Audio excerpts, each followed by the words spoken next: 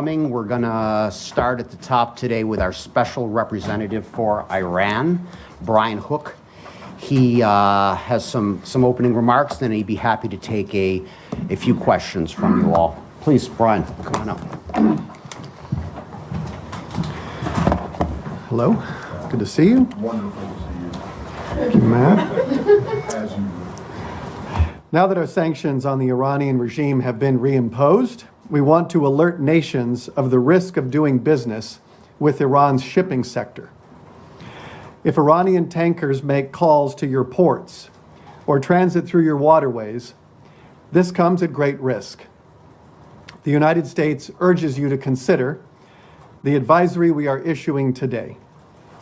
The sanctions that were reimposed on Monday include sanctions on Iran's port operators, as well as its energy, shipping, and shipbuilding sectors. We placed on our sanctions list Iran's national maritime carrier, the Islamic Republic of Iran Shipping Lines, and its oil transport giant, the National Iranian Tanker Company. These sanctions are critical to our maximum pressure campaign. Iran's energy sector accounts for up to 80% of the country's income from exports. The regime uses this revenue to support its terrorist militias, fund missile proliferation, and sustain its revolutionary exploits that destabilize the Middle East. We have also reimposed sanctions on the provision of underwriting services, insurance, and reinsurance. Knowingly providing these services to sanctioned Iranian shipping companies will result in the imposition of U.S. sanctions. As Iran's maritime carriers and vessels are redesignated and lose access to insurance on the international market, they are likely to turn to self-insurance. We suspect they will use Iranian insurance providers such as Kish P&I. Should there be an accident involving an Iranian tanker, there is simply no way these Iranian insurance companies can cover the loss. This is especially important for Iran's crude oil tankers, which are usually insured for amounts of $1 billion or more. Oil spills and accidents involving tankers are extremely costly. The immediate costs associated with response and cleanup can range from hundreds of millions of dollars to billions of dollars. When litigation costs and penalties are added, the total liability is even greater. But the costs of these accidents extend well beyond the initial response and cleanup. Tanker spills can imperil fishing and maritime industries for generations, harm tourism, and create irreversible economic and environmental costs on communities and ecosystems. From the Suez Canal to the Strait of Malacca and all choke points in between, Iranian tankers are now a floating liability. Countries, ports, and canal operators and private firms should know they will be likely responsible for the costs of an accident involving a self-insured Iranian tanker. We sincerely hope there will be no accidents, but accidents are a very real possibility given Iran's record. Only 10 months ago in January, an oil tanker managed by the National Iranian Tanker Company collided with a vessel in the East China Sea. The tanker was carrying 1 million barrels of condensate. The tanker burned for 1 week and then sank. The collision led to the largest release of condensate ever and caused an oil spill the size of the city of Paris. As the cleanup continues, the liability for this will be in the hundreds of millions of dollars. Iranian insurance companies only covered a small portion of that vessel's liability. The majority of the tanker's value is covered by international insurers. Now that our sanctions are back in place, these international insurers will no longer be in the risky business of covering Iran's tankers. Self-insured Iranian tankers are a risk to the ports that permit them to dock, the canals that allow them to transit, and the boats that cross their path. This exposes the entire maritime shipping network to immense liability. If entities continue to do business with Iran's tankers, they may assume that Iranian insurers can and will absorb the full liability associated with the accident. This is a fantasy. There is little to gain by taking on so much risk for so little return. Just as concerning, entities who allow self-insured Iranian tankers to transit through their canals or dock in their ports may be facilitating Iran's illicit activity. Iran has supported the Assad regime in Syria by regularly shipping millions of barrels of Iranian crude to the country. Those entities who permit the transit of Iranian tankers may very well be enabling this activity. I have described very serious liability concerns, but all nations should also be aware of the safety standards and practices of Iran's oil tankers. There are increasing reports that Iranian tankers are switching off their AIS transponders at sea. These transponders are safety devices used for collision avoidance and navigation. They enable ships to see other ships and to communicate with coastal authorities. Under international maritime law, vessels have been required since 2004 to use them to broadcast their identity and location. Based on credible data, we now know that up to a dozen Iranian tankers have recently disabled their maritime transponders and have effectively gone dark. We should not be surprised that an outlaw regime also violates basic maritime law.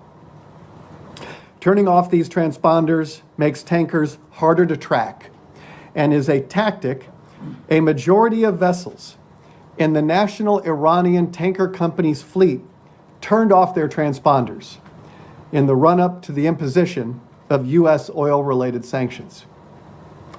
This tactic is a maritime security threat. These transponders are designed to maximize visibility at sea, and turning them off only increases risk of accidents and injuries.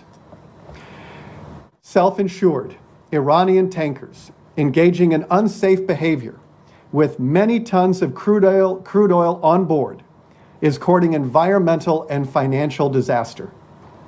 Our strong message to any entity considering doing business with these Iranian tankers is to rethink your decision.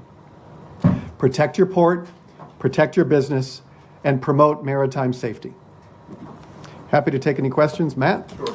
Just to, on this whole shipping thing, just to be devil's advocate here for a second, why should people not look at this and say that this is an admission or an acknowledgement that the sanctions are going to make international maritime, international shipping more dangerous? Well, the burden is on Iran to make it safe. We're not the one turning off the transponders. You're the one making it impossible or difficult for them to get insurance. I think you're misplacing the burden of compliance on the United States. Iran has tankers. Maritime law requires them to keep their transponders on. They're turning them off to evade our sanctions. And then just one other thing, I wanted to go back to the question I asked you on Friday. Yeah. And this is it's going to sound awfully nerdy and technical, but I just want to make sure that, so I asked why Treasury Secretary Mnuchin used the word jurisdictions and not countries, and I suggested it might be because Taiwan would be one of the countries getting an exemption, and you said no, I get it, nations. And then the Secretary, when he made his announcement on Monday, included Taiwan as among the 8 countries, he specifically said. Does this mean that at least the two of you, Brian Hook and Secretary Pompeo, regard Taiwan as a country, or is this just kind of a slip of the tongue? Have you heard from the Chinese about it? No, our policy has not changed. The United States remains committed to the U.S. One China policy, the 3 joint communiques, and our responsibilities under the Taiwan Relations Act. So why call it a country and court the ire of the Chinese? The SRE that we have granted to Taiwan is relevant to Taiwan's economy. And anything else you may have heard, or whatever you've interpreted, nothing has changed on our policy. Michelle from NPR. Thanks. Is the allotments, the waivers, how much oil are these countries allowed to export during this time? Is there a cap on it? And then also, can you explain how you plan to monitor the escrows in the weeks and months ahead? I can't get into specific volumes because that's confidential. It's a bilateral agreement that was reached in each of the SREs. We do. But there is a cap on each one? In order to be eligible for an SRE, a country needs to show a significant reduction. And so we are going to be continuing our path to zero.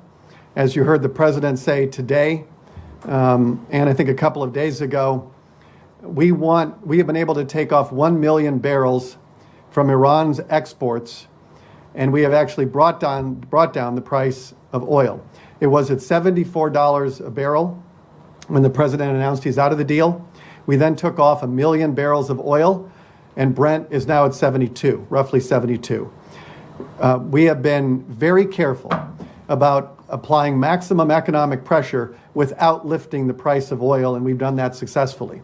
I just remind you that the Obama administration granted 20 SREs, 20 SREs to 20 countries over a period of many years. We have granted 8. 2 of those 8 countries have stopped importing Iranian crude. And if you look at all the countries that were importing Iranian crude prior to when the president left the deal in May, 20 of those countries are now at zero. And so 80% of this regime's revenue comes from oil exports. We are very serious about denying Iran the revenue it needs to destabilize the Middle East and fund missile proliferation and all the other malign behaviors it engages in. Nick.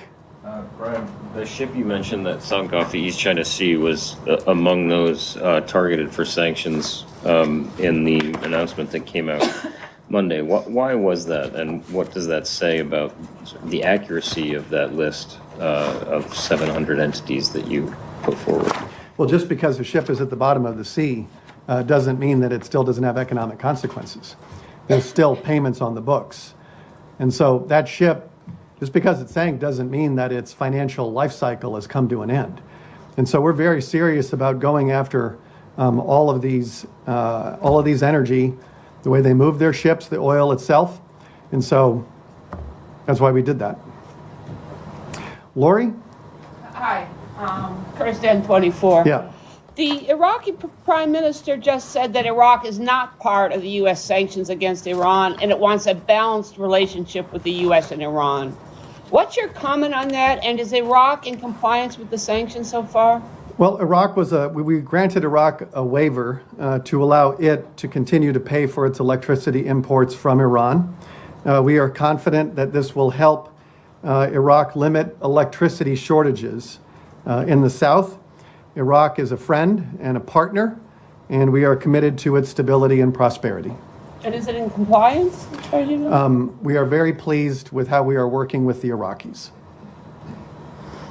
Leslie. Yeah, Brian, since you can't reveal the details of those exceptions that you've made with 8 of these countries, can you at least give us some kind of idea as to how much those countries can import from Iran during this time, and also what level of oil,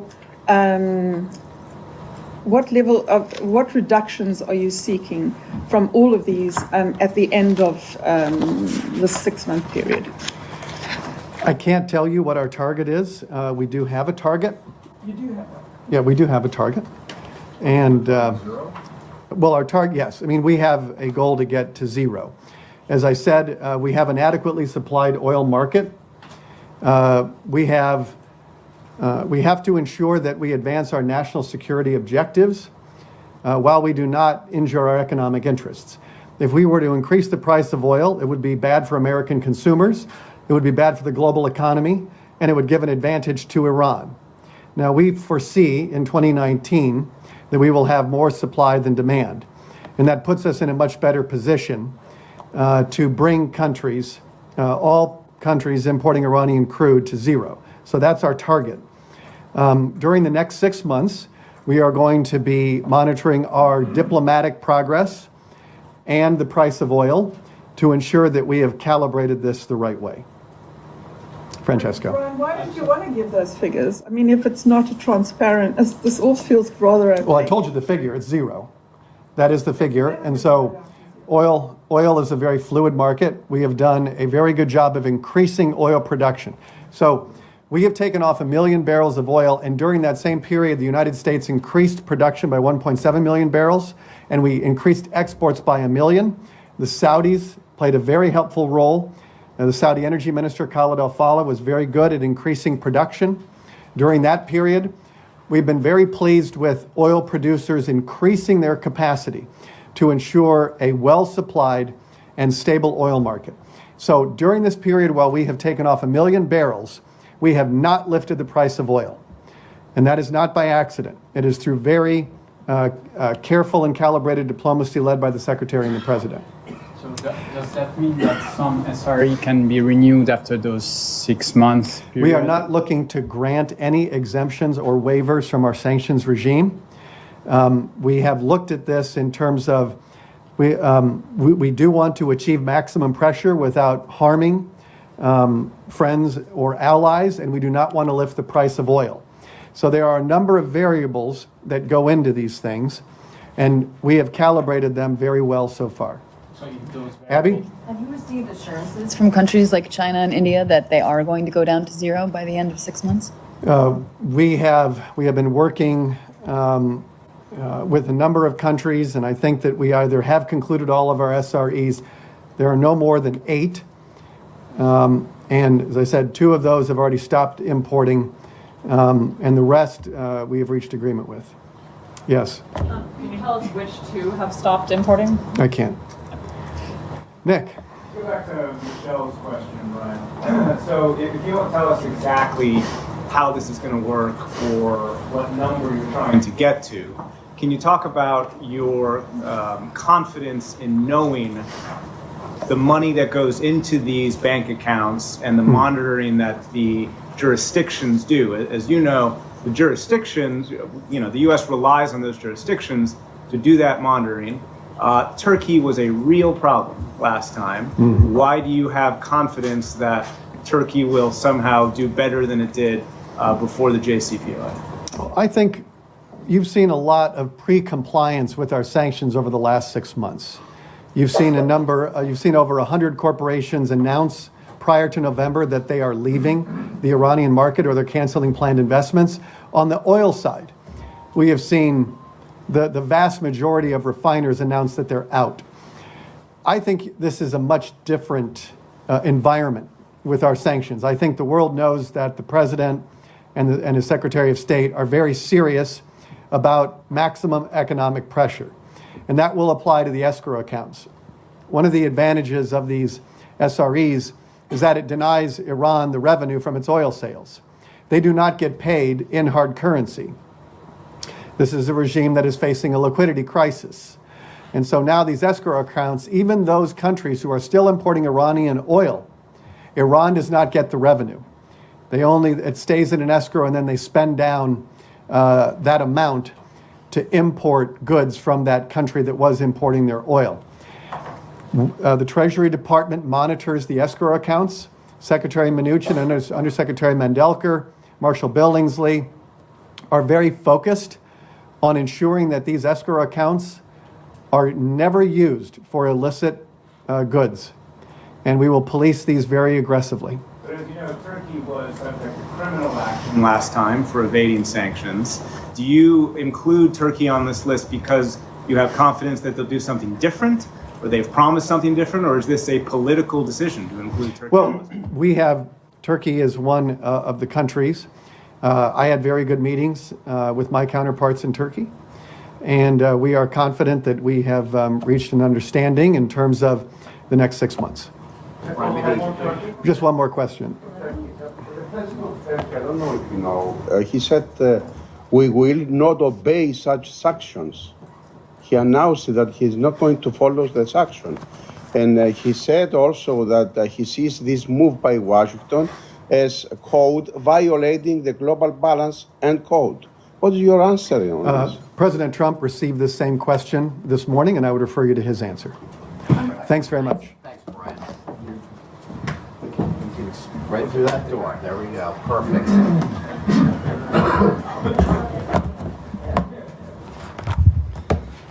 All right. A couple things for the top.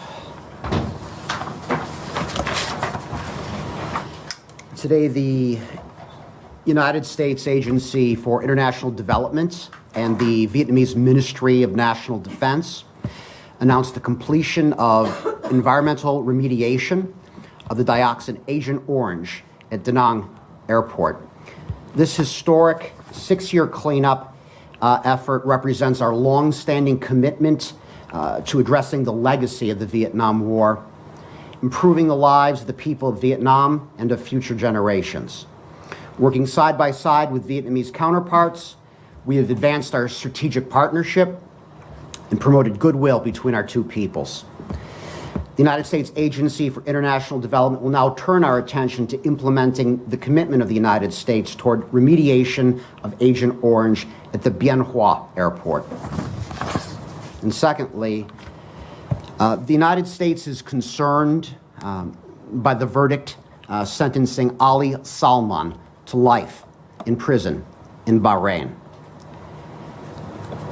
We've closely followed this case against the former parliamentarian and Secretary General of the Al Wefaq Political Society, including a previous acquittal on these same charges on June 21st.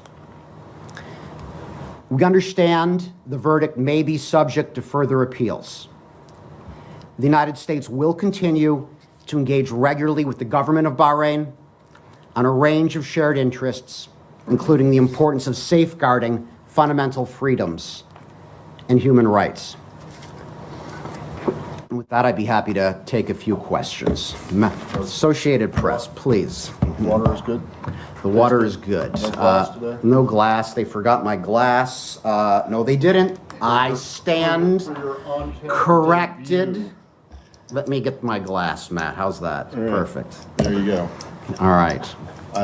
Nice. Very Okay, nice. good. A State Department logo on it, too. Very It nice. does. I want to ask you about North Korea and the talks that have been postponed that were supposed to be tomorrow. First, just logistically, why did you guys see fit to announce this at 1 minute past midnight? So you're referring to the spokesperson's statement that went out last night. And for those who haven't seen it, it announced that Secretary of State Michael Pompeo's meeting with officials from the Democratic People's Republic of Korea, scheduled for this week in New York, will now take place at a later date. We will reconvene when our respective schedules permit. Ongoing conversations continue to take place. The United States remains focused on fulfilling the commitments agreed to by President Trump and Chairman Kim at the Singapore summit in June. As to the timing, as soon as the information that we had was confirmed, we decided to release it as early as possible. What is the reason and for the postponement? I understand it says in the statement that you'll set it up again once the schedules permit, but why is it not happening tomorrow as planned? And is it is there a rescheduled date for it? Well, to the latter question, we have nothing to announce at this time. To the previous question, schedules change. Schedules change all of the time, in fact. Sometimes we make these things public. Sometimes, as our schedules change, they're not public. And this is a case we're dealing with purely a scheduling issue, and it's as simple as that. Well, I mean, scheduling issue can encompass a lot of things. Whose schedule was the problem here? As far as, I mean, the president, when he was asked about this, said something about travel, but the travel that he and the secretary are going to, they're making to Paris doesn't begin until, after this meeting would have happened. Is it that kind of scheduling problem, or is it the problem is a scheduling as in the North Koreans want your sanctions lifted now as opposed to later, and you guys want them to make another concession, they want a step-by-step process. Is that the scheduling that's the issue? Or is it personal? Timing. This has to do with timing, as a matter, we're talking about scheduling, and I'll leave it at that. Trump couldn't make it to. I'm not going to go into details on our discussions with the North Koreans regarding this. Purely a scheduling issue. If it's just about schedules, why is that secret information? Why not just say Kim Young-chul's schedule didn't work out, or Pompeo had something else he needed to do? Like, why is this so difficult? We're not going to go beyond the fact that this is purely a matter of our ability to schedule this. It's as simple as that. There's nothing additional to provide here. President spoke on this earlier today as well, and he's talked about this before. We're not in a rush. We're going to get this right. More on North Korea? All right, let's go to the front. Leslie. Well, the optics of this appears that, last minute changes at a time when the North Koreans have said they want some of the sanctions lifted, appears that this has run into trouble, that the talks between the two sides have run into trouble. Would that be true? Not at all. We're actually we're in a pretty good place right now. We are confident going forward. Scheduling issues can happen, but that's okay. We're not going to be driven into artificial timelines. President's been clear. We don't need to rush this. We are going to continue to make progress. North Korea, let's go to Francesco in the front. How soon do you plan to reschedule this meeting if you have to plan a summit between the president and Kim Jong-un for early 2019? Nothing to announce right now. We would like the president had a very good meeting with Chairman Kim, not that long ago, just in June, and he very much looks forward to his next meeting. So we're going to continue to work towards that. Last time that the president canceled a meeting, it was when Secretary Pompeo was supposed to go there in Pyongyang at the end of August. He said that there were not enough progress to continue talking. And is there some kind of reason like this time, or? I'll say it one more time. This is purely a matter of scheduling, and we reschedule. Please, let's go to Fox, please, Rich, go. So the Secretary divulged a few weeks ago that there was an agreement from Chairman Kim that the denuclearization process would conclude by January of 2021. Is there a concern if timing is no object that will be missed, or is that a hard deadline? We're not going to be driven into artificial deadlines. This is something that the Secretary has said. We're going to continue to make progress, and that's the direction that this will continue to be pushing. Do you want a goal or a deadline or what? I mean, it was the Secretary who floated that day. Right. We shouldn't confuse the objective, which is the final, fully verified denuclearization of North Korea with the pace at which these types of meetings will take place. Please, If the Secretary is talking about, thank you. Yeah. If the Secretary is talking about 2021 as being possible, and he's saying he thinks that they can denuclearize within that amount of time, how is this not a rush? How is there not some time pressure on it? We've come quite far. In a very short amount of time. The meeting in Singapore, the summit between Chairman Kim and President Trump was a very strong first step, and we are making progress, and we're going to continue focusing on that. A lot has happened since that time that we can take confidence in, from the cessation of missile tests to nuclear testing, to the return of the remains of American heroes. Given that this meeting has been postponed, that inspectors will be let into these sites? We're confident. This is a matter of scheduling. Everything else remains completely on track. Please, North Korea? Good, thank you. When September 19th, President Moon and Kim Jong-un meeting in Pyongyang, and Kim Jong-un already noticed that they will not give any nuclear list to United States. So how do you still believe North Korea will be FFVD?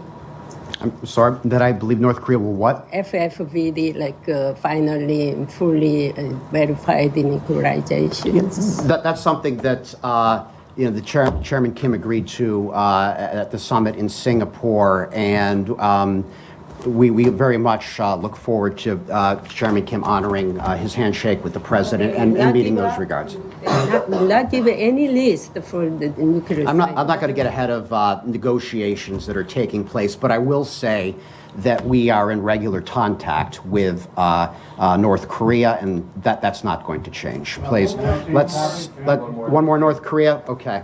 Robert, I'm just, how do you balance the president and apparently now the secretary's expression that there will not be any artificial timelines, you won't be pressured into setting those timelines against the fact that it's obviously in North Korea's interest to have this process go on for as long as possible, and as you saw from the Security Council, the desire for sanctions, for strict sanctions enforcement is clearly crumbling.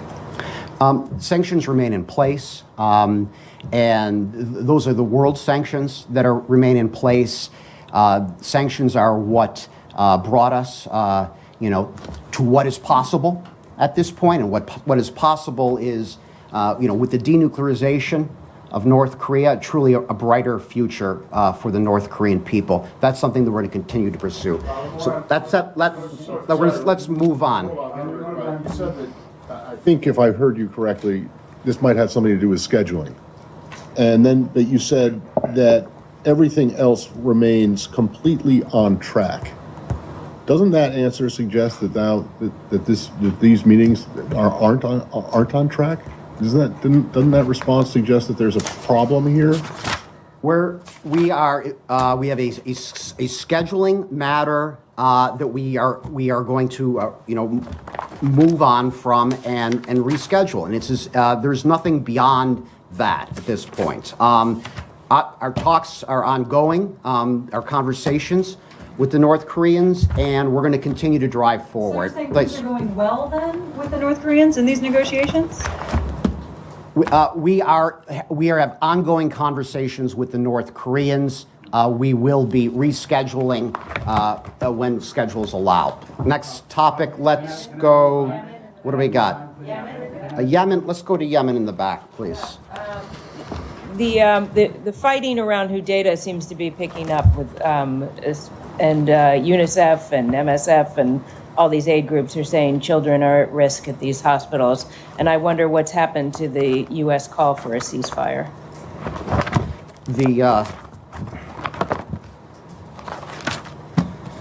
Well, I would start by saying we closely are following the developments that are taking place in Hudaydah. As the Secretary said, we've been urging all parties to come to the table and to recognize that there's no military victory that can be achieved in Yemen. And we continue to call for a cessation of hostilities and for all parties to support United Nations Special Envoy Martin Griffiths in finding a peaceful solution to the conflict.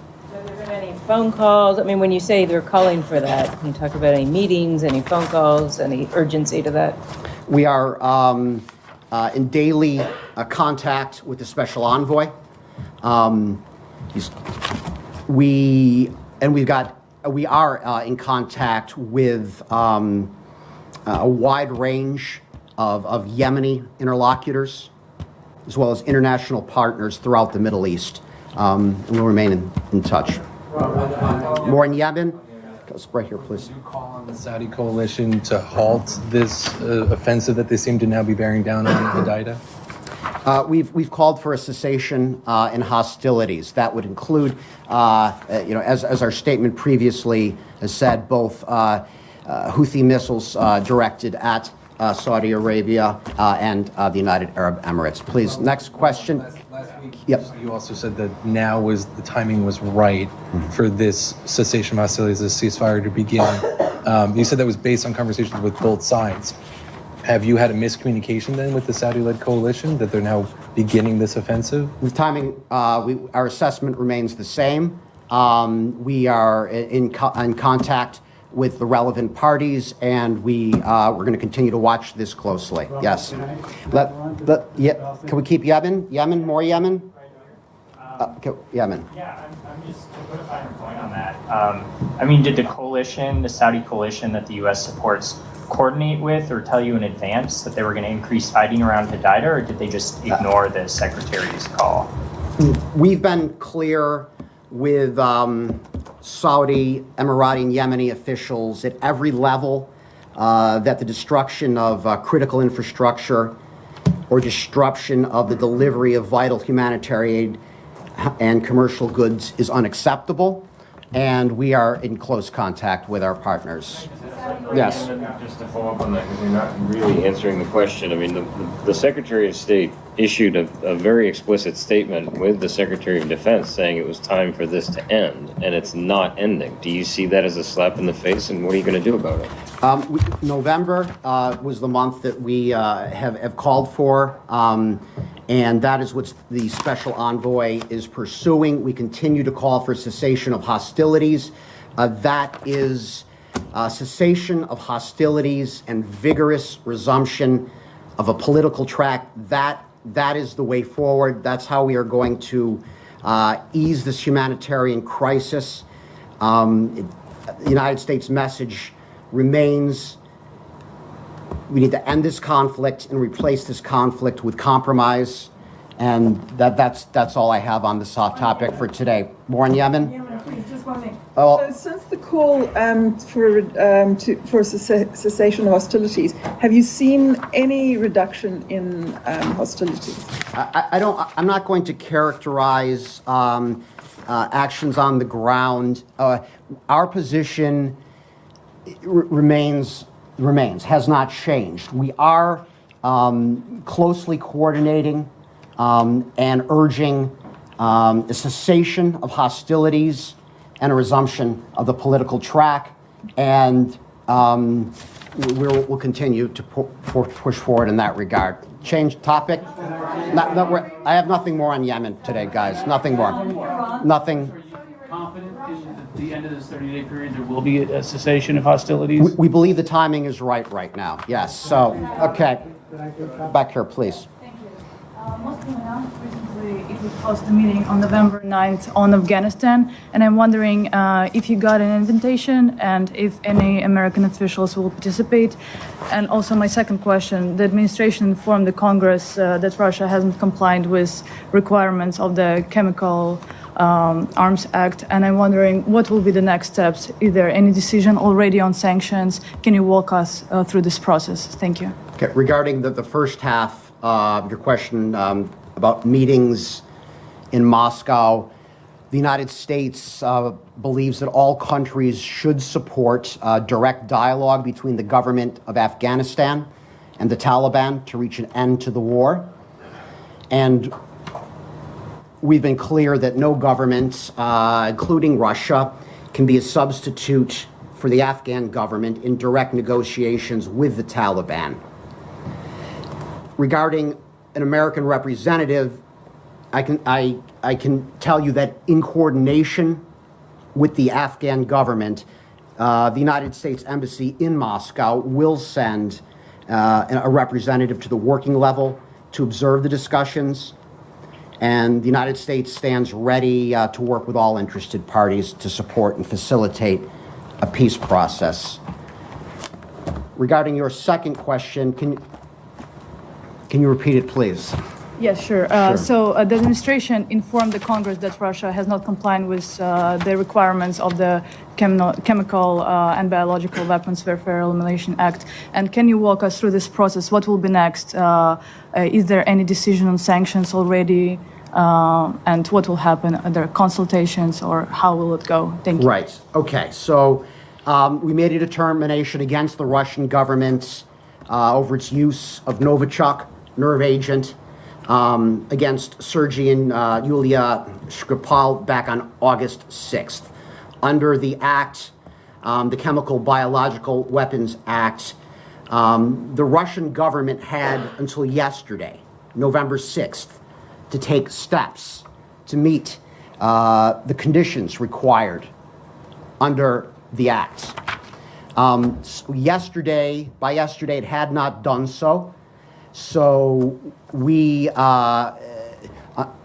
followed what was required under the act, and we informed the Congress that we were unable to certify that the Russian Federation was in compliance.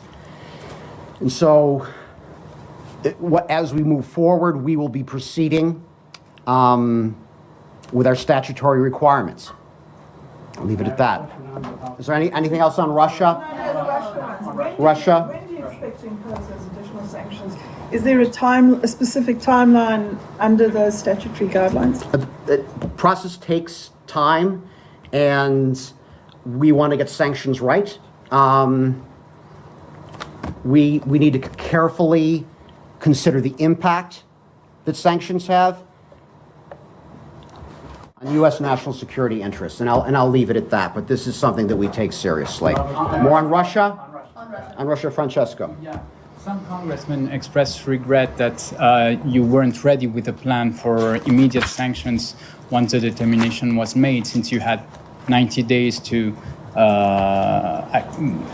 know what were the consequences of the sanctions on national security and so on. And they said that this can look as hesitation towards Russia.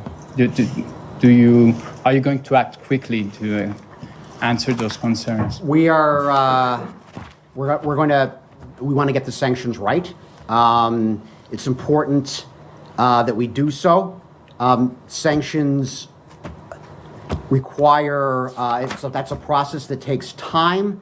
As far as the law goes, the law is pretty clear that under the statute, our obligation by yesterday was to inform the Congress, and we met the requirements of the law. Anything else on Russia, please? As part of the law, one of the stipulations is the president shall either downgrade or suspend diplomatic relations. Is suspending diplomatic relations one of the sanctions that's being considered? We will follow the what's required under the act itself. We intend to do that. As far as what will be considered and what will be imposed, that I'm not going to be able to preview future sanctions in that regard. Last question on any more on Russia? Russia? Is it correct that there's no timeline for this consultation period? That is correct. So in other words, they could last until it could last as long as the North Korea denuclearization process.